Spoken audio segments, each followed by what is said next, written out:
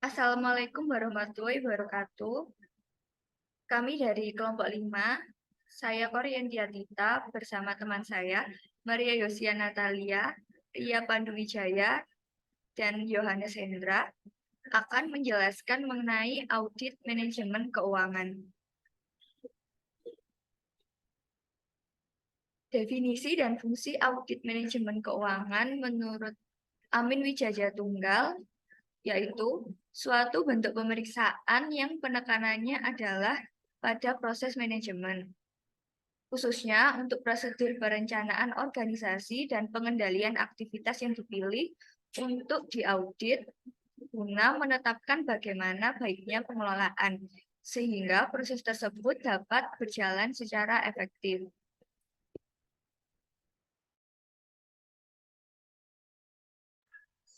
Untuk selanjutnya adalah ruang lingkup manajemen keuangan.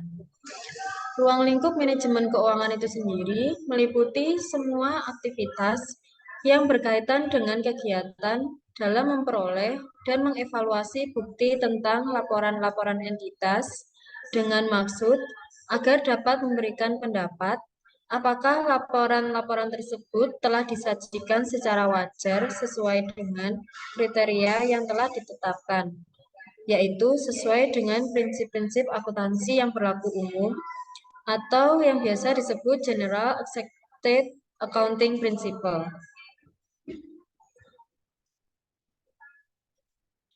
Kemudian untuk tujuan audit manajemen keuangan adalah untuk menyatakan pendapat atas kewajaran keuangan, hasil usaha, dan arus kas yang sesuai dengan prinsip akuntansi yang berlaku umum.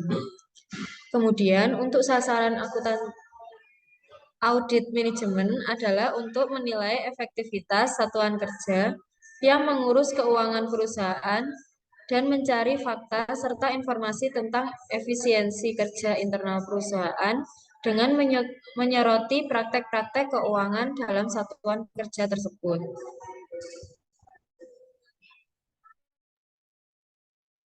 Selanjutnya adalah proses audit manajemen keuangan.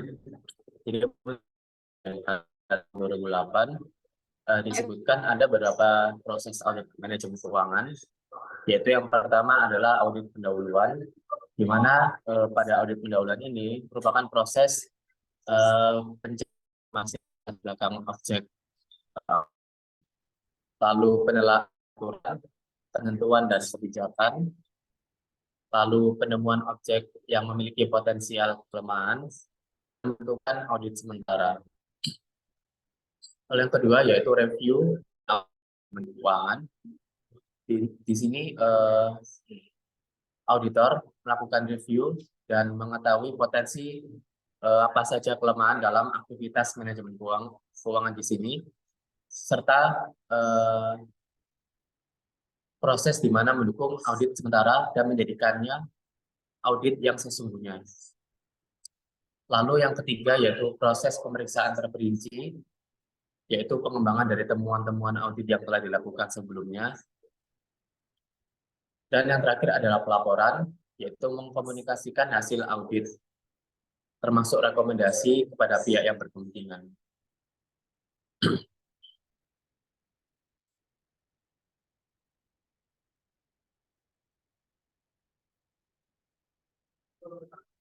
Kemungkinan fraud yang terjadi dalam manajemen keuangan ini dipicu oleh beberapa faktor, yaitu faktor intensif atau tekanan, kesempatan, dan sikap rasionalisasi atau yang biasa dikenal dengan the fraud triangle.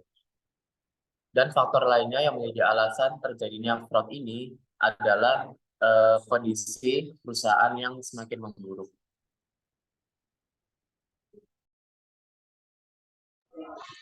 Selanjutnya ada kasus fraud Asabri. Bermula dari kong kali kong penempatan investasi yang dilakukan manajemen lama perusahaan yang dilakukan oleh sejumlah pihak di luar Asabri atau Asuransi Sosial Angkatan Bersenjata Republik Indonesia. Pihak luar itu salah satunya Beni Cokro. Kasus ini mengakibatkan kerugian negara sebesar 22,7 triliun.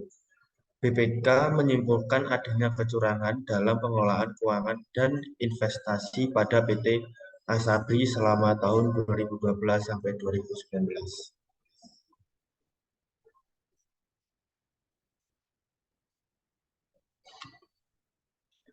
Kecurangan itu berupa kesepakatan pengaturan penempatan dana investasi pada beberapa pemilik perusahaan atau pemilik saham dalam bentuk saham dan reksadana.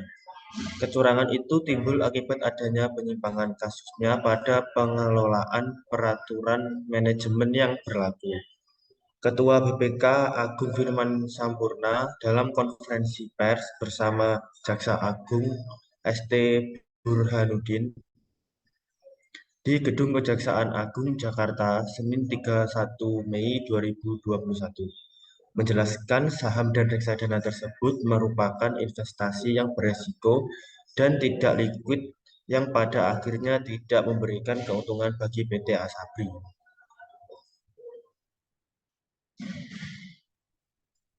Sekian dari kami kelompok 5. Apabila ada salah kata mohon dimaafkan.